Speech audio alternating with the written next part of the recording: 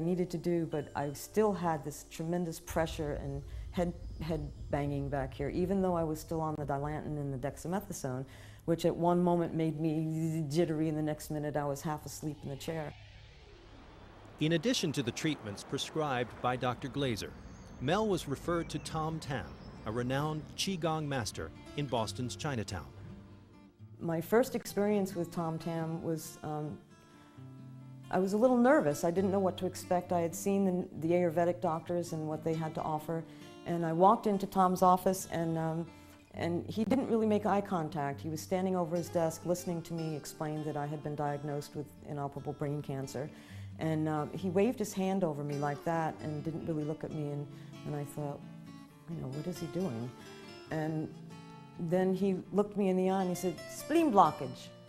So in our healing system, we believe any internal disease, no matter what you have, they must have a blockage.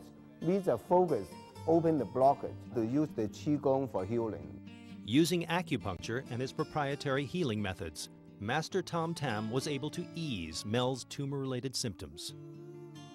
I cried all the way home from Boston, and Ben was upset, you know, you shouldn't be crying, and I said, I don't know why, I don't know, are we grasping at straws? Is this a waste of time, driving 6 hours round trip for one visit?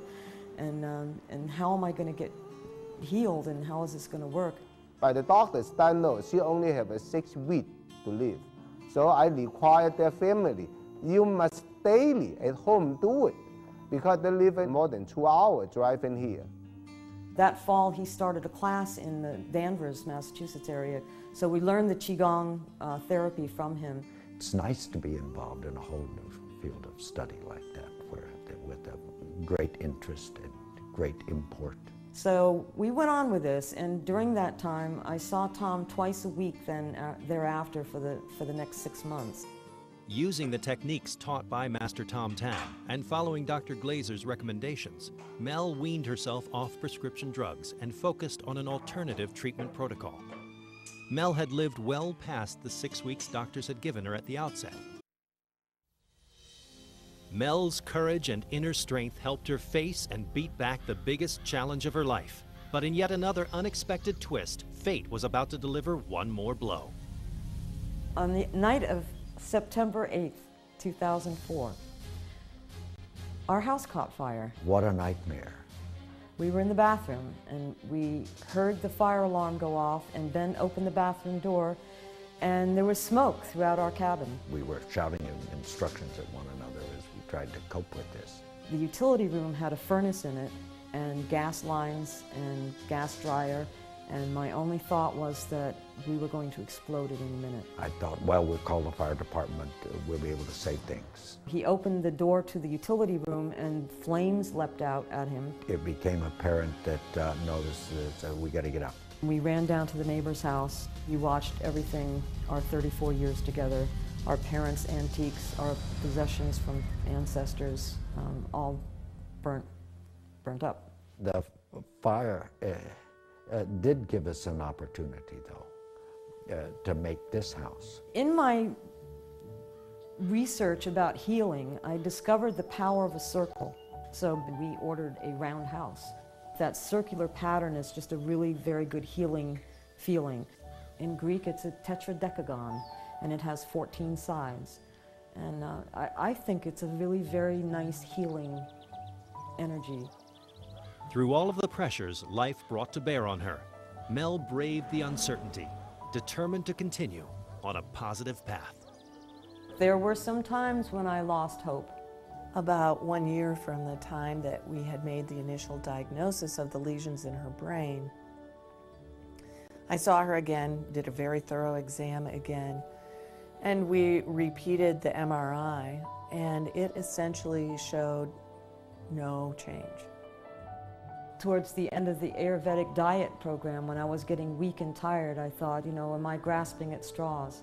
But every holiday I got past, I felt more confident and stronger, and so those days of feeling like it was all over, they faded. She had an amazing support group.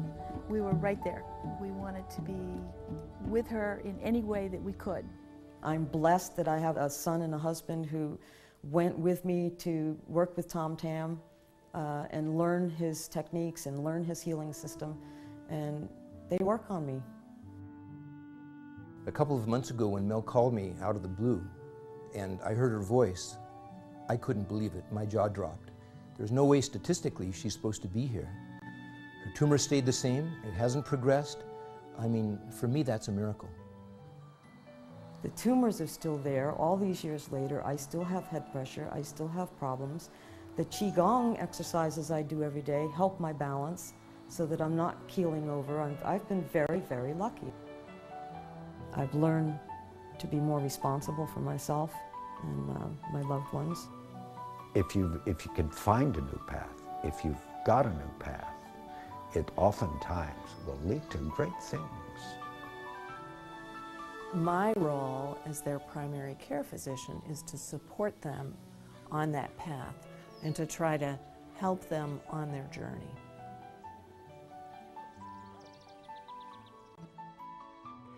If Mel Gitchel has taught us anything, it's how to be brave in times of darkness, to take a step of faith and find hope and a future in a place of natural wellness. To learn more about Mel's story, go to our website. Join us next time for another remarkable story of discovery and personal triumph. I'm Don Wildman for The Incurables.